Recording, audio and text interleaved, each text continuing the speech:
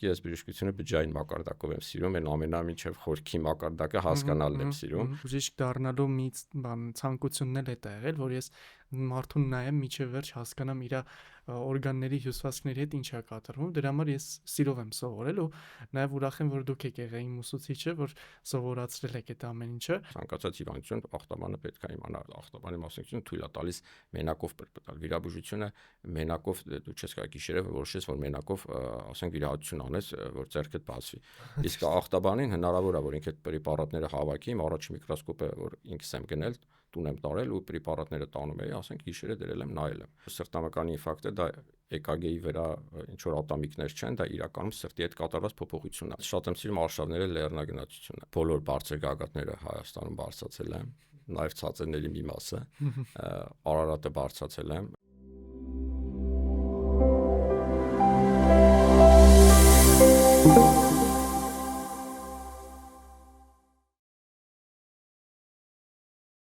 Ողջույն, ձեզ հետ է ձեր լավ բժիշկը։ Այսօր մենք հյուրընկալել ենք Արմենիա բժշկական կենտրոնի ախտաբանության ծառայության ղեկավար, Երևանի պետական բժշկական համալսարանի ախտաբանության ամբիոնի դասախոս, բժիշկ Վարդան Ռազմիկի Դաբաղյանին։ Բարև ձեզ Վարդան Ռազմիկովիչ ջան, շատ շնորհակալություն, որ եկաք մեզ մոտ հյուր։ Ասեմ, որ Վարդան Ռազմիկովիչը իմ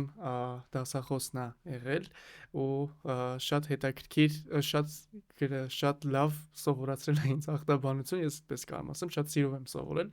եւ մասնագիտությունը, որ դուք ունեք, շատ տարբերվող է եւ շատ հենց վախենալու ինչ որ առումով նաեւ մնացած մասնագիտությունների հետ համեմատ։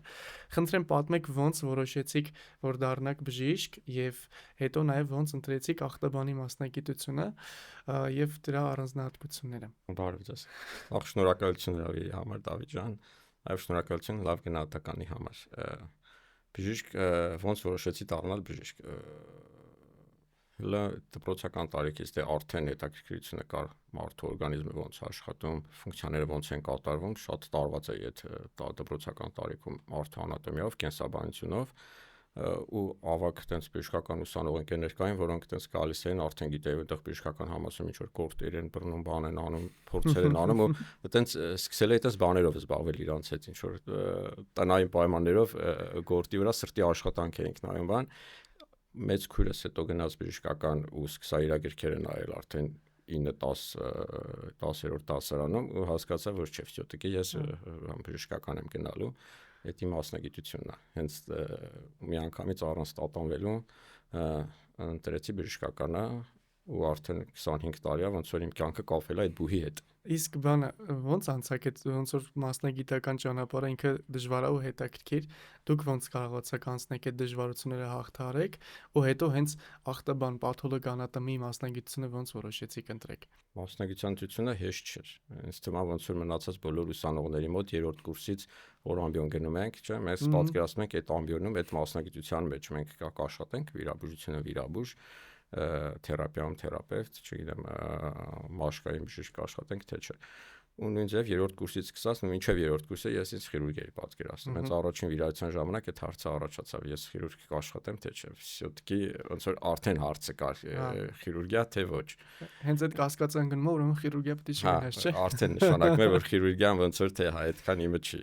Հենց առաջի վիրահատության ժամանակ ասենց շատ լավ հիշում եմ, Վահանաձև գեղձի վիրահատություններ պարանոցից հենց սկսեցին, տենց առաջի բանը որ մտքովս անցավ, լավ եսի կարող է վсё-таки հələ խիրուրգիան վռազում եմ, բայց հետո իհարկե շատ եմ վիրաբուժության ամբիոնում եւ լվացվել եւ երթապահել, ռեանիմացիայում շատ անքուն գիշերներ եմ ունեցել, ծնարաններում գինեկոլոգիայում ոնց որ սաղտեղ ինձ փորձելով ու բժշկությունը այն մասնագիտությունն է, որ թույլ տալիս է էլի ցանկացած բնավորության տեր մարդու, չգիտեմ, դու երեխայի հետ ես ուզում աշխատես, նորածնի հետ ես ուզում աշխատես, թե մեծահասակի կնոջ թե տղամարդու հետ, ինչ որ ախտորոշիչ, թե բուժիչ, թե վիրաբուժություն, մեծ է հնարավորությունը ցանկացած մեկը բժշկությունը սիրում է, այդտեղ գտնի մի բան, որը իրան ամենահոգեհարազատն է։ Ու տենց մինչև 6-րդ կուրսի վերջ հələ ես կասկածում էի ինչ պետք է անեմ, արդեն բայց կողնորոշվել էի, որ իմը ավելի շատ ախտորոշիչ մասնագիտությունն է, ռադիոլոգիա, բժշկական գենետիկան է շատ դուրս գալիս ու 6-րդ կուրս պետականներից առաջ այդ պատանատոմիայի ցիկլը որ կա, կլինիկական մորֆոլոգիայի ցիկլ, այն ժամանակ 2 շաբաթ էր։ Ու մեզ դասավանդում էր երջանկայի սատակ պրոֆեսոր Նելի Գուրգենովնա Խոստիկյանը։ այ իրա հենց այդ երկու շաբաթի ընթացքում ամեն օր իրա կաբինետում բիոպսիաներ էր ցույց տալի ու ոնց որ այդ տեղ հասկացա որ ֆիզիոտիկի այս բժշկությունը բջջային մակարդակով եմ սիրում, այն ամենամիջև խորքի մակարդակը հասկանալն եմ սիրում։ Այն ամենաառաջի օրից որ սկսեց բիոպսիաները ցույց տալ ստամոքսի բիոպտատան դեղ քասկեղ հայտնաբերեցինք այս մյուսին ինչ որ շագանակագեղձի բիոպսիա էր, ինքն էլ այնքան բնավորության բանկին էր, որ հենց վատ դիագնոզերում տրամադրությունը փոխվում էր։ Ամեն դիագնոզի հետ ինքը բաներ մտահոգվում էր, վայ, այս ինչ ուշ են դիմել, այս ինչի այս տարիքում առաջացել, ասենց սկսում էր նյարդ, անգամ մինչև կարող է բան, մի հատ տեղ խմեր։ Ամեն ախտորոշման հետ ներշնչում էր, այտենց ու իր հետ այդ երկու շաբաթ անցկացնելուց հետո հասկացանք, որ ես ֆիզիոտիկի գալիս եմ պաթանատոմիա։ Սկզբից մի քիչ մտավախությունը կար, բայց հետո արդեն ամիսների ընթացքում համոզվա որ չէ, ճիշտ է մարենտրությունը։ Գիտեք ինչա, որովհետև հիմա շատ լսողներ, հիմա ուսանողներ են շատերը մեզ լսում բժիշկներ, բայց նաև կան ոչ ուսանողներ, վաթանոտոմիան ընդհանրապես դիահերձումների հետ աշխատող եւ նաև վերջնական ախտորոշում դնող բժիշկն է, ով որ եւ պրեպարատներ է սարքում, բայց նաև դիահերձումներին ակտիվ մասնակցող բժիշկ է։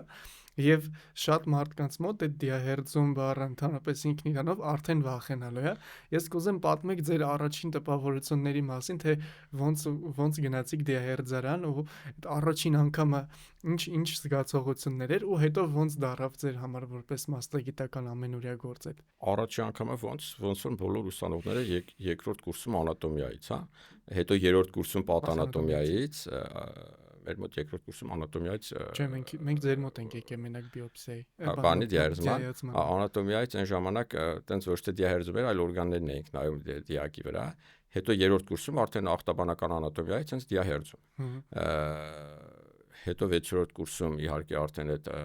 մորֆոլոգիական կուրսի ժամանակ էլի դիահերձումներ, դատականում դիահերձումներ, ու առաջի տպավորությունը ոնց որ բժիշկը կմոտենա այդ ամենին, տենց է մոտեցել սառնասիրտ, բայց որ կարող է դի մասնագիտության մեջ ինչ որ մի ասպեկտ ունենա, տենց չի մտքովս չի անցե, ու եւ իրոք ճիշտ ես ասում, ուսանողները ինչ են խուսափում պաթոլոգ մասնագիտությունը դերուց ախտաբանի, որովհետեւ միշտ մտածում են, որ դա ամբողջությամբ կապված է դիահերձման, մեկ էլ այդ աուտոպսիոն նյութի հետազոտման հետ, բայց իրականում մասնագիտության մեջ այդ մի 5-10%-ն է, որ տեղ ազբաղեցնում, որովհետեւ մասնագիտությունը ինքը այո վերջնական ախտորոշում ենք մենք տալիս, բայց ավելի շատ վիրահատական նյութի, որտեղ վիրահատությունից հետո ամբողջ նյութը պետք է հետազոտվի, մեր բուժսպասարկման մասին օրենքով ասում, որ ցանկացած նյութ, որ օրգանիզմից հեռացվել է, կլինի օրգան թե հյուսվածք, ինքը պետք է պարտադիր ենթարկվի հյուսվածքաբանական հետազոտության, եւ դա մենք ենք անում։ Ու այդ ամբողջ վիրահատական ծավալի նյութը բավականին մեծ է, որովհետեւ մեծ կլինի կայում բոլորը վիրահատում են։ Վիրաբույժները, նեյրոխիրուրգները, ուրոլոգները, լոր մասնագետը, գինեկոլոգը, ու այդ ամբողջ ծավալի սպասարկումը հյուսվածքաբան է։ Դրանից զատ նախավիրահատական ախտորոշումը բիոպսիաների վրա, որ անում ենք ամբողջ մի մեծ ծավալ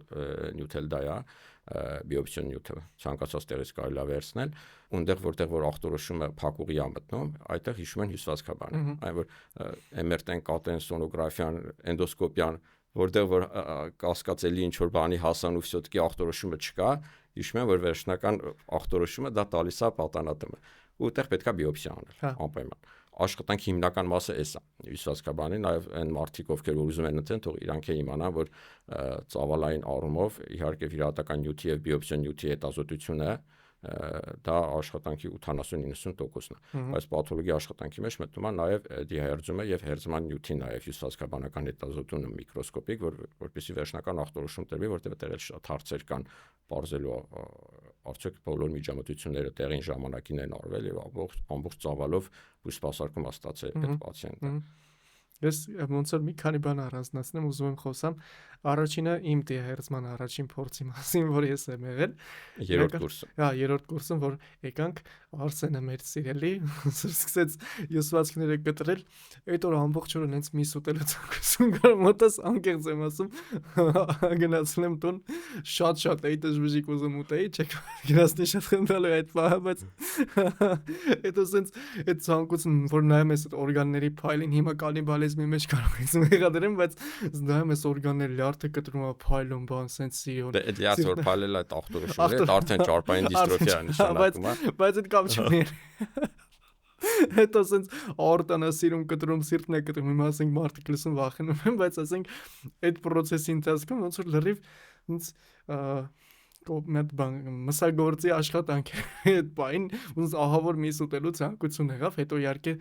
սովորեցինք այդ ամեն ինչին, ես էլ սովորեցի, մանավանդ այս վերջին ցիկլի ժամանակ արդեն լրիվ ուրիշ ձև էի նայում բանին։ 6-րդ կուրսում ուսանողները արդեն մեջ ծավալով հիվանդությունները գիտեն ու պաթանատոմիան ինքը ընդգրկում այդ ամբողջը ու 3-րդ կուրսում նոր սովորում ենք, բայց 6-րդ կուրսում երբ որ ամեն ինչ ինֆորմացիան ունես, ոնց որ ինքը ամբողջացնում է։ Այն որ ոնց որ ու մեկ էլ ինչ է ուզում ասել, ոնց որ պաթանատոմիան հյուսվածքաբանի մասնագիտություն այն խաղերի մեջ cheat code կա, այն որ այդ բանը, այդ կոդը գրում ես, սա խնդիրները հանգիստ կարող ես լուծես, էլի ոնց որ լիքը անսահման փողեր է գալ, ինչ որ այս ախտորոշման մեջ էլ իմ համար բան է, հյուսվածքաբանի մասնագիտություն այն որ բիոպսիա, վсё, եթե չեն կարող գտնենք, եկեք մի հատ բիոպսիա անենք, ոնց որ այդ cheat code-ի նման մի բան լինի, որ վсё, ուղարկեցինք այդ բիոպսիան ստուգի, հաստատ ոնց որ մի բան կգտնեն, էլի։ Իրականում որովհետև ցանկացած ախտաբանական process սկսում է ինքը բջջային ներբջջային փոփոխությունից ու պաթանատոմիան հնարավորություն է տալիս մենք հենց տեսնենք այդ բջջի հետ ինչ եղավ, եթե հյուսվածքի հետ ինչ եղավ։ Վերջ-վերջո սրտամկանի ինֆարկտը դա EKG-ի վրա ինչ որ ատամիկներ չեն, դա իրականում սրտի հետ կատարված փոփոխություն է։ Ու պաթանատոմիան հենց ասում է այդ սրտի հետ ինչ է կատարվել ինքը։ Ավելի ամուր է դառը, ավելի փափուկ եւ միկրոսկոպի տակ ասենք ինչ եղավ այդ կարդիոմիոցիտի հետ ինչ ա եղել։ Հենց այդ պաթանատոմիան, որ մենք իջնում հասնում ենք մինչև բջջի հետ ինչ կատարվեց, որ դա կլինիկորեն տես դրսևորվեց։ Այդ որ ասում եք իմ ոնց որ բժիշկ դառնալու մի բան ցանկությունն էլ է դա եղել, որ ես մարդուն նայեմ միջև վերջ հասկանամ իր օրգանների հյուսվածքների հետ ինչ է կատարվում, դրա համար ես սիրով եմ սովորել ու նաև ուրախ եմ, որ դուք եք եղել իմ ուսուցիչը, որ սովորացրել եք այդ ամեն ինչը, եւ գիտեք մի բան եմ ուզում ասեմ, որ հələ նոր ենք սկսում սովորել, այդ ժամանակ որ բջիջը մահանում էր, ես իր հետ հավասար մահանում եմ, ասում ոնց բջիջը մահացավ, ասել այնքան շատ էի տխրում, որ բջիջը մահանում էր։ Հետո հասկացա, որ այդ բջիջից մի 1000 միլիոն հատ ունենք էլի։ Օրվա ընթացքում ասենք հարյուրավոր բջիջներ մահանում ու վերականգնվում են։ Հալերևու, բայց այնքան ցավալի էր այդ նատրիում կալեմական պոմպը տենց փչացավ, չի աշխատում, всё բջիջը մահացավ, ահավոր էր իմ համար։ Ու այդպես ճիշտ է, ես վերջնական մասնագիտությունը ախտաբան դժվար ընտրեմ, որտեվ իմ մոտ ավելի շատ վիրաբուժականն է, ես ու վիրահատելուց խաղաղվում եմ, իմ ոնց որ քո վիրահատական գործանելուց ես խաղաղվում եմ, բայց կոնկրետ ախտաբանական ախտանատոմիայի գիտելիքները կարծում ցանկացած մասնագետի է պետք, որ գրագետ ախտորոշում դրվի եւ իմ կարծիքով ամենակարևորը ախտորոշումը ճիշտ դնելն է, եթե ճիշտ ախտորոշեցիր, հաստատ կբուժես, էլի, մնացածը արդեն տեխնիկական հարցեր է։ Եվ գիտեք ինչ եմ ուզում նաեւ հարցնեմ, մասնագիտության առավելություններն ու թերությունները, ինչով է առավել ախտաբանական ոնց որ պաթոլոգիի մասնագիտությունը եւ ինչ թերություններ ունի եւ ինչի մարդիկ չեն ուզում դառնան կամ ինչի պիտի ուզենան դառնան։ Так, թերություններ եւ առավելություններ։ Թերություններ չասեմ, առանձնահատկություն ասեմ, որտեղ մեկի համար դա կարող է թերություն լինի, մյուսի համար իր բնավորությունից ելնելով դա ավելի շատ ստացվի առավելություն։ Ինքը նստակյաց աշխատանքա միկրոսկոպի հետ, ժամերով երկարատև։ Դա կարող է քո համար, եթե դու պրինցիպի ակտիվ վիրաբուժություն ես պատկերացնում, քո համար այդ կլինի որպես թերություն, որտեղ այդքան երկար միկրոսկոպի առաջ նստել քո համար դա բան ծանր գործ է։ Իմ համար առավելություն է, որովհետև ես միկրոսկոպի այդ աշխատանքը շատ եմ սիրում։ Ու երբեմն չեմ էլ նկատում, որ արդեն 2 ժամ նստած եմ, մի հատ բան անեմ, կանգնեմ։ Դրանց ուսանողները ոնց որ սթափեցիչ բան են, թե որ մեկ էլ զգում եմ արդեն դասը սկսել, բայց 9-ից 11-ին է դասը, ես 9-ից մինչև 11-ը միկրոսկոպի առաջ նստել եմ։ Այդ որպես առանձնահատկություն, մի դեպքում թերություն, մի դեպքում միգուցե նաև բան առավելություն։ Պացիենտների հետ շփումը մինիմալ է։ Միգուցե ինչ որ մեկի հետ նաև դա թերություն համարի, որովհետև մենք ֆիզիոթերապի աշխատում ենք միկրոսկոպի հետ, ուրեմն որ պացիենտները կամ հարազատները պացիենտի ասում են մի հատ ախտորոշում եմ ես բացատրեք, բայց հիմնականում դա անում է բուժող բժիշկը, ոչ թե ախտաբանը, մենք խորհուրդ ենք տալիս, որ մոտեցեք բուժող բժշկին, ձեզ ձեր ախտորոշումը կբացատրի։ Այդ առումով նաև որպես առանձնահատկություն դա բան կանեմ։ Իսկ առավելությունները իմ համար շատ ավելի շատ են, քան այդ քիչ քանակի բաները, թերությունները։ Ինքը նախ ամբողջ բժշկությունն է ընդգրկում մեջ, եթե դու սիրում ես բժշկությունը, մի ներճյուղի մեջ չես դու մենակ ուրոլոգիա կամ գաստրոենտերոլոգիա չես դու ստիպված ամբողջ բժշկությունը պատկերացնում ես ու պատկերացնում ես խորը բջջային մակարդակով։ Ցանկացած հիվանդություն ախտաբանը պետք է իմանա այդ հիվանդությունը ինչ ձևաբանական փոփոխությունների է հանգեցնում, ոնց է սկսում եւ ինչ պրոգնոզի է տանում։ Ինքը իմ համար էլ որպես առավելություն սերտ կապված է օնկոլոգիայի հետ, իսկ ուռուցքաբանությունը ժամանակակից բժշկության մեջ շատ այդ առաջատար տեղերից է, որ անդադ զարգացող ճյուղ է ու ցանկացած ուռուցքի հետ հիմա չի կարող ուռուցքաբանը գործ ունենա առանց մեր պատասխանի եւ ուռուցքով պացիենտների հետ աշխատում է այդ tumor board-ը, թիմը, որի մեջ ընդգրկված է եւ ուռուցքաբան, քիմիոթերապևտ եւ վիրաբույժ եւ հյուսվածքաբան եւ ճառագայթաբան։ Այս ամբողջ թիմն է որոշում հիվանդության հետագա ընթացքը ոնց է պետքա վարվի։ Դա էլի որպես առավելություն, որ անընդհատ զարգացողություն է, ուռուցքները անընդհատ նոր հետազոտվում են, նոր տարգենտ քիմիոթերապիայի մեթոդներ են հայտնաբերում, որը որ սկսում են բուժել մեր ախտորոշումից հետո, ու մենք էլ հետևից պետքա հասցնենք այդ ամեն ինչի։ Որպես առավելություն, որ ինքը ախտորոշիչ մասնագիտություն է, այն մարդիկ, ովքեր հերթապահություն գիշերները, հիվանդանոցում մնալ բան, իրանք դրա հետ այդքան շատ կապնված չեն, ծանր է, ախտաբան, հյուսվածաբանի աշխատանքը միկրոսկոպի հետ է, ու եւ այդ հերթապահությունները ու այդ բաները չկան։ Այսինքն ժամանակը եւ հանգիստը ավելի հեշտ է բժշկի համար բան անել, կազմակերպել հետագայում։ Որպես թերություն կարող ասեմ, ծավալը դա թերություն չի, բայց էլի առանձնահատկություն, ծավալը շատ մեծ է։ Եթե ասենք գաստրոենտերոլոգիան պետք է ինչ որ մի խումբ հիվանդություններ իմանաս, դա է քո մասնագիտությունը, ախտաբանությունը ամբողջը պետք է իմանաս։ Ճիշտ է, կան նեղ ուղղվածություններ, որ մի ախտաբանը կարող ասի, ես մենակ դերմատոպաթոլոգիով եմ զբաղվում, մենակ մաշկի բիոպսիա կնայեմ, մյուսը մենակ կնայի գինեկոլոգիա, բայց մեկը ծավալը ամբողջությամբ պետք է իմանաս, հետո կարաս մասնագիտանաս խորանաս մի բանի մեջ, բայց ինքը դա բանի առումով, ինֆորմացիա առումով շատ մեծ ինֆորմացիա, շատ մեծ աշխատանք է պահանջում այդ ամբողջը տիրապետելու ու բարձր մակարդակի վրա պահելու համար, անդադ վերապատրաստումներ, որտեղ բժշկությունը դինամիկ բան է, զարգանում է, դες չի որ կարդացիր ու դա տենց մնաց։ 2 ամիս հետո կարդում ես, տեսնում ես ուրիշ բան արդեն գերածներ։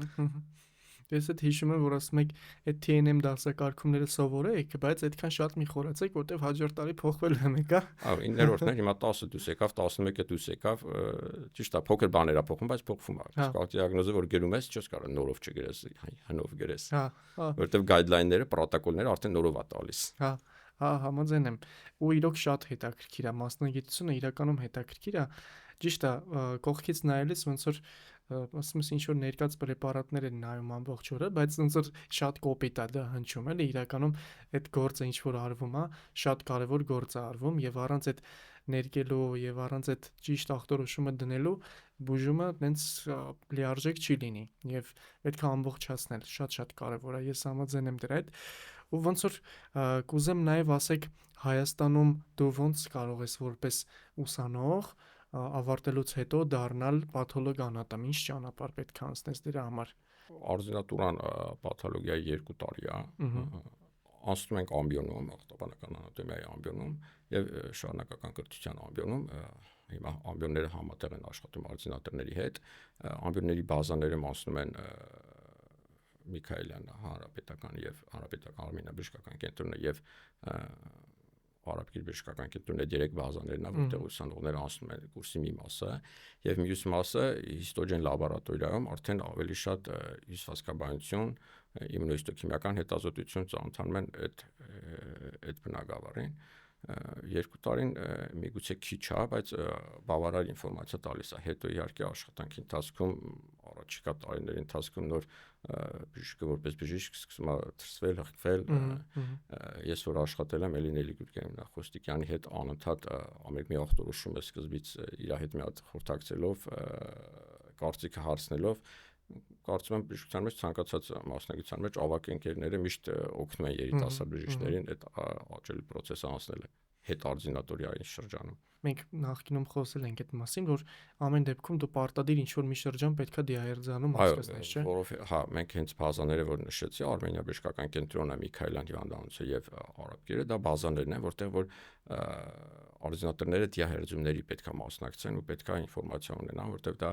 իրանց օգնում է բժիշկ դառնալ։ Ինքը տեսնում է մակրոսկոպիկ, որ այս, ասենք, ստամոքսը լորձաթանթը հարթված է, այս փոփոխություն ունի, հետո տեղից կտորը վերցնում է լաբորատորիայում սարքում է, ինքը տեսնում է, որ դա ատրոֆիկ գաստրիտ էր։ Կամ այդ նշած լիարդը տեսնում է, որ գույնը դեղին է ինչ որ, ու հետո տեղից կտորը վերցնում է լաբորատորիայում սարքում, միկրոսկոպով տեսնում է, որ դա ճարպային դիստրոֆիա է։ Մի հատ է Սուդան 3-ով ներքում համոզում է, որ դա ճարպ է։ Շատ կարևոր է իրականում եւ կրկին անգամ ես անընդհատ պետք է նշեմ, որ իրոք կարևոր գործ է ինչը որ անում եք եւ Կուզեմ մի հատ էլ առանձնացնենք դատական բժշկության եւ ախտաբանանատոմի ոնց որ գործառույթները, դատական բժշկի եւ պաթոլոգանատոմի գործերը եւ ինչով են իրանք իրարից տարբերվում եւ որն է ավելի ոնց որ կյանքի որակի առումով կամ մասնագիտական առումով որը ինչով է տարբերվում առանձնահատկությունը, որտեղ ամեն դեպքում դուք ոլորտի մասնագետ եք, էլի։ Դե դատաբժշկության առանձնահատկությունը եւ ճիշտին դատաբժիշկը ասի, ախտաբանից ինքը տարբերվում է նրանով, որ ֆսյոտիկի ախտաբանները իրանք հյուսվածքաբաններ են։ Ախտաբանները իրանք այն ինչ որ մակրոսկոպիկ տեսնում են նույն վիրահատած օրգանի վրա կամ դիասրահում, իրանք հետո այդ նյութը վերցնում են եւ իրանք միկրոսկոպի տակ հետազոտում են։ Մինչեւ բջջային մակարդակ հետազոտությունը հասնում է։ Իսկ դատական բժշկությունը ինքը մենակ մակրո ախտորոշման վրա է հիմնված, ճիշտ է, իրանք ինչ նմուշները որ վերցնում են, հետո մեկը պաթոհյուսվածքաբանն է նայում, որը դատականի մեջ է խորացել, բայց ինքը արդեն ախտաբան է։ Այն պրեպարատները, որ դատաբժիշկը կվերցնի, ինքը պետք է ոնց որ պատվիրի հյուսվածքաբանին, մեզ այսինքն, որ մենք նայենք դրա մասին կարծիք հայտնենք։ Այդ հիմնական առանձնահատկությունը հենց այդ է, որ ախտաբանը ինքը սկզբից մինչև վերջ ոնց որ մակրոսկոպիայից մինչև միկրոսկոպիկ ախտորոշումը ինքն է անում։ Իսկ դատաբժիշկները մակրոդիագնոստիկայով են զբաղվում։ Հետո այն մնացած մասը, այսպես ասած, պատվիրում են հյուսվածքաբանին։ Եվ դատաբժշկության մեջ մտնում է նաև կենթանի մարդկանց փորձաքննությունը, որտեղ իրանք մարմնական վնասվածքներ են տալիս, թե միջին ծանր աստիճանի գնահատում են նաև այդ բանը, որ ախտաբանի բանի մեջ չի մտնում, մասնագիտության մեջ չի մտնում։ Հա, հիմա պարզ է։ Եվ գիտեք նաև ինչ էի ուզում հարցնել, դուք որպես պրակտիկ աշխատող բժիշկ ո՞նց եք կարողանում նաև համատեղել ձեր աշխատանքը ուսանողներին կրթելու հետ։ Այդ process-ը ո՞նց եք կարողանում կազմակերպել։ Ուսանողների հետ հենց արդյունատուրայի տարիքից սկսել եմ աշխատել, արդյունատը երկրորդ տարիքից 2 տարի, առաջի տարին չէ, բայց երկրորդ տարվա արդյունատր էի արդեն ու առաջի անգամ խումբ մտա։ Ու մինչև հիմա այդ դրանից արդեն անցել է մոտ 14 տարի։ Ու մինչև հիմա հա անընդհատ ուսանողների հետ աշխատել եմ, այդ աշխատանքը շատ սիրում եմ, ուսանողը նախ միշտ պահում է դասախոսին բանի մեջ, դրայվի մեջ, այսպես ասած, չի թողում որ լճացում գնա, անընդհատ այնքան լավ հարցեր եք բարձրացնում, դուք երբեմն որ դուք էլ չեք պատկերացնում, հենց այսօր էլ մի հատ աղջիկ մի հատ նենց հարց է տվել, որ ասում մի րոպե, ես երբեք սրա մասին չէի մտածել, նշեմ մոտս, որ մի հատ էլ սա նայեմ էլի, ու այդ առումով հա, եւ հետաքրքիր է, եւ հետո նաեւ մյուս կողմից մեր աշխատանքը մի քիչ որ միապաղաղ է, ֆոտոկի լավ միկրոսկոպի դեմ մոտ անդադ նստած ենք, ու այդ կողմից ուսանողը շատ բան է փոխում, էլ որ 2 ժամը մեկը մի հատ խումբ է գալի, որի հետ մի 90 րոպե աշխատում ես, լրիվ ծրվում ես, բանը սա, մեկը մեկին փոխարինում է, էլի, ու շատ լավ է ստացվում, ինձ տենց դուր է գալի։ Հետաքրքիր է, կարանք ասենք, որ ինքը ձեր համար ինչ-որ աշխատանքից վերականգնվելու մի հատ մեթոդ է, ուն աշխատանք։ Ես երկուսից էլ լիսկավորվում եմ, բայց տարբեր լիսկերով։ Ու խորհուրդ կտամ նաև նոր մասնագիտություն ընտրող մեր բաներին, ուսանողներին, որ իրանք ընտրեն հենց մասնագիտություն, որից որ ճիշտ է ֆիզիկապես կհոգնես աշխատանքից հետո գործը կարող է հոգնած ուժասպառ տուն գնաս։ Բայց եթե դու այդ աշխատանքը սիրով ես անում, դու բավարարված ես ու դու լիսկավորված ես, ֆիզիկապես հոգնած ես, բայց դու դրական լիսկեր ես վերցրել աշխատանքի ընթացքում ու իմ մոտ ես երկուսից էլ լիսկավորվում եմ, երկու աշխատանքն էլ ինձ ոնց որ դրական լիսկեր ա տալի եւ ուսանողների հետ աշխատանքը եւ միկրոսկոպի հետ աշխատանքը։ Ու ինչքան էլ որ հոգնած լինեմ, մեկը բարձր տրամադրությամբ հետո դուրս եմ գալի աշխատանքից։ Այդ շատ կարևոր է այդ պոզիտիվը պահելը, որտեվ բժշկության մեջ արդեն առանց դել դժվար է աշխատելը եւ մասնագիտությունը ծանր է, եթե այդ պոզիտիվը չպահես, մանավանդ ձեր մասնագիտության մեջ, որտեղ շատ վախենալու ինչ որ կողքից նայելուց շատ վախենալու է։ Բավարար բժշկությունը ինքը թեկուզ բուժող բժիշկ անդադ գանգատալ, ուրիշ մասնագիտություն չկա, որ օրը սկսի, ինչ գանգատներ ունեք հարցով, ու ինքը անդադ գանգատները լսում է, ուրիշ մարդու գանգատներ է, չէ՞ լսում։ Մինչև օրը ավարտվում է, էլի ինքը հարցնում է, ինչ գանգատներ ունեք, այդ մարդուն անընդհատ վատ բաներ են պատմում, գանգատներ են պատմում իրան։ Ինքը, բայց այդքանի մեջ մնալ պոզիտիվը բավականին դժվար է։ Ճիշտ եք ասում, ես այդ համեմատում եմ ոնց որ լուրերի հետ, ոնց որ առավոտ ամեն օր ժամը 9-ից մինչև վատ լուրեր կարդաս, լսես ու վсё, էտա։ Դրա համար շատ շուտ ենք սպառվում, էլի, որպես մասնագետ, որպես ուսանող էլ, ուսանողական տարիքում ես օրինակ իմ վրա կարող վերցնեմ, ես կարդում ինչ որ շաբաթ Կիրակի օրը վերականգնվեցի, Կիրակի օրը լրիվ լիցքավորվում եմ, երկու շաբթի օրը sense էներգիայով լի, երկու շաբթից 4 շաբթի արդեն զգում եմ ինչքան վատ բան եմ կարծած ամեն ինչի մասին, մինչև ուրբաթ մահացած նորից շաբաթ Կիրակի sense վերականգնում եմ, ու իրոք կա, բայց ես կուզեմ ասեք նաև թե դուք ոնց եք համատեղում անձնական կյանքն ու գործնականը, որովհետև ամեն դեպքում ոնց որ նշեցինք անընդհատ բացասական լուրեր ենք կարող բացասական բաներ ենք ստանում, գանգատ ենք լսում անընդհատ կամ մահվան հետ ենք աշխատում, դուք առավել եւս էլի ամեն օր մահվան հետ եք աշխատում կամ ինչ որ հիվանդության հետ ենք անընդհատ աշխատում, դուք ոնց եք կարողանում վերականգնել ձեզ այդ process-ից հետո բացի ուսանողության եւ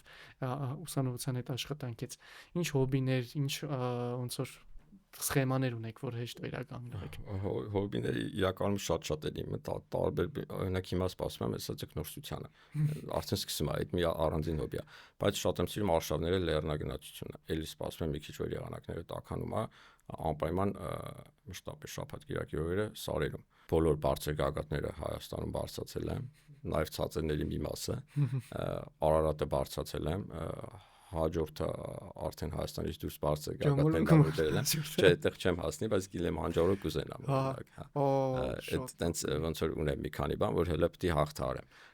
ու շատ են մեր երկիրը բան այդ առումով հարուստ է, մշտապես գնալու տեղեր կան, թեկուզ մի հատ շաբաթ ու Կիրակի օր ամնում, բայց կարաս այդ օրը լավ պլանավորես, որ հետո հաջորդ շաբաթ երկու շաբթին սկսվի, արդեն դու ոնց որ լավ դրական լիցքերով լինես, մասնագիտություններ թույլ է տալի պրինցիպի, որ ուրգենտ դեպքեր մենք չունենք, ունենք, բայց էլի պլանավորած են,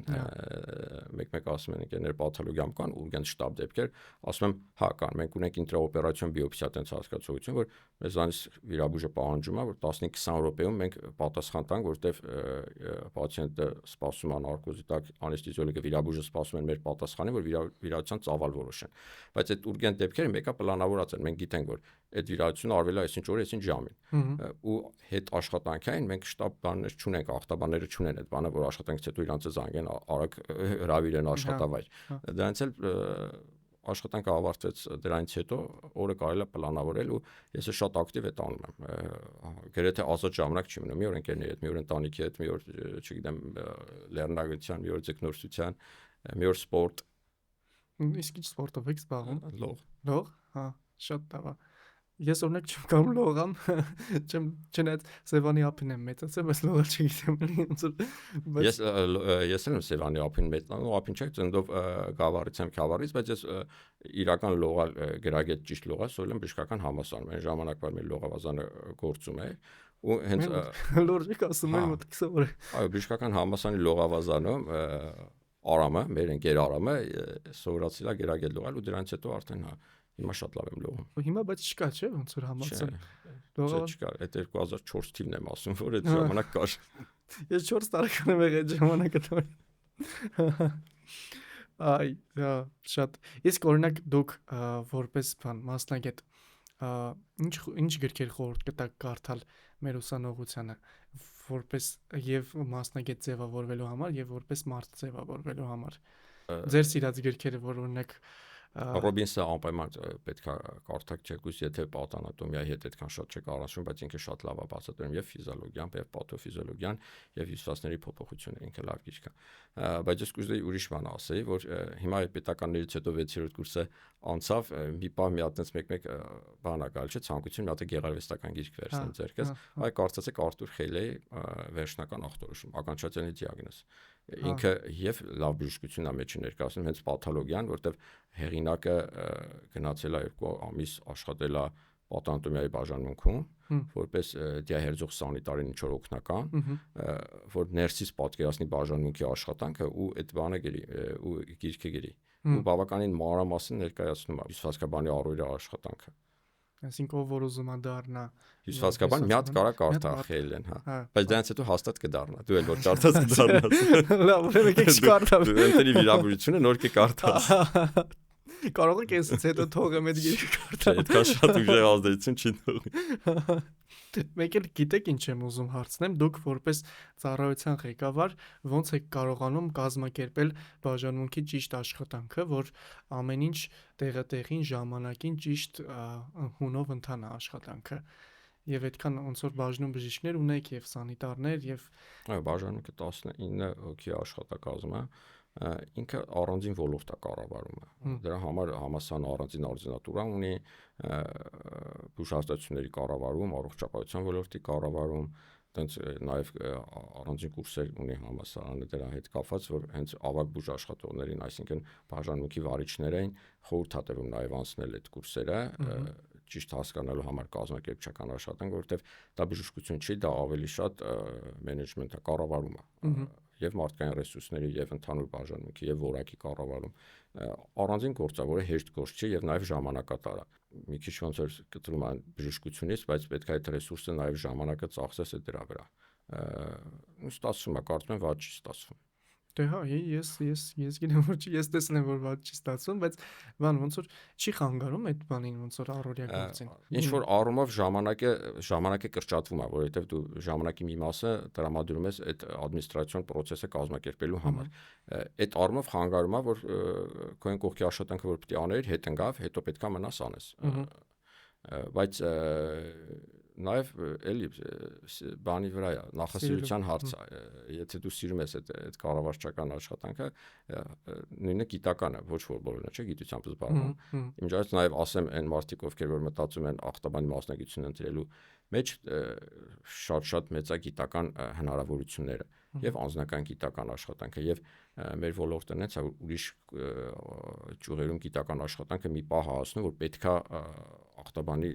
մասնակցությունը ու շատ դիմում են մեզ գոլեգաները, որ գիտական աշխատանք են կարում եւ ստեղ հասել ենք, նա ուզում ենք հյուսվածքաբանությամբ նաեւ անենք։ Ոչ միայն բժիշկներ, ընդհանուր միջև հնեաբաններ։ Հա, որ ոսկորներ են գտել բանից, Արենի քարանձավից, ունտեղ ինչ որ կասկած է առաջացել, օրինակ ոսկրային տուբերկուլյոզ կարող է լինի կամ ինչ որ մի տես բան։ Ու հիշել են, պրպտել են, որ կան հյուսվածքաբաններ, որոնք կարան ստեղից պրեպարատ սարքեն ու մեզ այս հարցով օգնեն։ Ու տենց հոդվածներ ունենք տպագրված, որ հենց այդ գտածո ոսկրերի վրա հյուսվածքաբանական հետազոտություն են կարել։ Կամ թունաբաններ, կենսաբաններ, օծի թույնի ու հակաթույնի հետ կապված աշխատանքներ են անում ու ելի ուզում են հասկանան այդ թույնն ու հակաթույնը օրգանների վրա ոնց ազդեց, ինչ փոփոխությունների վերից։ Էլի հիշում են հյուսվածքաբաններին։ Ամեն դեպքում վերջնական այդ իտոգը գալիս են հյուսվածքաբանների մոտ ու մեր մասնագիտությունը լավ թույլ է տալիս գիտության մեջ խորանալ։ Ու այն մարդիկ, ովքեր այդ պտտող բնավորություն ունեն, սիրում են վսյոտիկի մի քիչ էլ կողքից գիտություն անել, բժշկությունից զատ։ Էլի խորհուրդ կտամ ախտաբանությանը մտքների մեջ ունենան։ Իսկ հիմա աշխատաշուկան բաց է։ Իհարկե։ Մեկը եւ մարզերում եւ Երևանում ախտաբանների պահանջարկ իրականում ունենք։ Հենց մեր բաժանմունքում էլ ունենք։ Բոլոր մեծ կլինիկաների բաժանմունքում ախտաբան հաստատ կուզենան ունենալ։ Դե երիտասարդ կադրեր ունեն, կոորդինատորներ, բայց իրանք բավարար չեն, որ ամբողջը փակեն։ Գիտեք, մեկ էլ ինչ եմ ուզում հարցնեմ, ես երևի ամենակարևորներից մեկն է ֆինանսական առումով արդյոք շահավետ ախտաբանի մասնագիտությունը, որտեվ շատ ժամանակ ուսանողները չեն գալիս այդ մասնագիտության։ Հա, բոլոր մասնագիտությունների մեջ ուսանողին նաև դա է հետաքրքիր, բնական է, որովհետև հետո պատրաստում է իր կյանքը պլանավորի, ընտրի մի բան, որ նաև հարմար լինի, քեզ չփոշմանի, ուրիշ բանով զբաղվել։ Պետք է ասեմ, որ այո, պրոստը պետք է ոնց որ մնացած մասնագիտությունները լավ մասնագետ դառնալ։ Միջինից բարձր ցանկ բժշկության մեջ միջինից բարձր ցանկացած մասնագիտություն ֆինանսապես ապահովված մարդ կարա դառնալ։ Ուղղակի այդտեղ մասնագիտական արդեն մասնագիտության հմտություններից է կախված։ Պահանջված մասնագետը միշտ ֆինանսապես ապահովված է լինում։ Իսկ ձեզ օրինակ ինչքան ժամանակ պահանջվեց միջև որ կարողացաք ինչ որ չափով կայանալ ոլորտում։ Եվ 4-5 տարի։ Չէ, այդքան քիչ։ 4-5 տարին շատ չի բժշկությունից հետո։ Հա։ Արդյունատուրայից հետո 4-5 տարի, հա։ Բայց էլի ամեն դեպքում իրականում համեմատած մյուս մասնագիտությունների կարծում եմ ավելի լավ է, էլի, քան չգիտեմ, վիրաբուժությունը շատ ավելի շատ է պետք, այո։ Վիրաբուժությունը շատ ավելի շատ է պետք։ Ինքը պրոստը ախտաբանի մասնագիտությունը թույլ է տալիս մենակով պրպտալ։ Վիրաբուժությունը մենակով դու չես կարող գիշերով որոշես, որ մենակով, ասենք, վիրահատություն անես, որ ձեռքդ բացվի։ Իսկ ախտաբանին հնարավոր է, որ ինքը պրեպարատները հավաքի, իմ առաջին միկրոսկոպը, որ ինքս եմ գնել, տուն եմ տարել ու պրեպարատները տանում էի, ասենք, գիշերը դրել եմ, նայել եմ։ Այսինքն այդ process-ը կարաս անցնես նաև դու ինքնուրույն։ Ճիշտ է, միշտ խորհուրդ հարցնում ես, բայց վիրաբուժության մեջ չես կարող ինքնուրույն հմտություններ ձեռք բերել։ Պետք է սպասես վիրահատություն, քո վիրահատելու հերթը գա, կանգնես վիրահատության։ Համաձայն եմ։ Ահ, Լավ, շատ շնորհակալ եմ ձեզ այս հրաշալի զրույցի համար, շատ հետաքրքիր էր։ Ուզում եմ օրվա ոնց որ մեր զրույցի վերջին հարցը տամ եւ փակեմ հաղորդումը արդեն։ Եթե հետ դառնայիք հետ 6-րդ կուրս, հանդիպեիք Վարդան Ռազմիկովիչին, արդեն Վարդանին, հայ երիտասարդ Վարդանին, իրան ինչ խորհուրդ կտայիք, որ փոխեր կամ ինչը կթողեիք նույնը։ Փոխելու կարծեմ փոխելու բան խորհուրդ չէ տա։ Կասե ինչ անում ես ճիշտ ես անում, շատ մի մտածի, որովհետև այդ մի этаպում եղել է որ մտահոգությունները շատ են եղել, արդյոք ճիշտ եմ անում։ Այ միգուցե հենց տենց ասեի, որ շատ մի մտահոգվի, շատ ճիշտ ուղղությամբ ես գնում, ուրիշ տենց փոխելու կարծում եմ ոչ մի բան չի ուզենա փոխել։ Ոնց եղել է։ Հա։ Շատ շնորհակալ։ Կասեի, որ այդ միկրոսկոպը, որ eBay-ով պատվիրել ես, բան ռաստամուշկային անելու իմացի։ Մի քիչ։ Շատ լավ, շատ շնորհակալ եմ ձեզ զրույցի համար, շատ հաճելի էր։ Ես եմ շնորհակալ։ Մանրապես հրավերի համար։ Շատ շնորհակալ եմ ձեզ կրկին անգամ։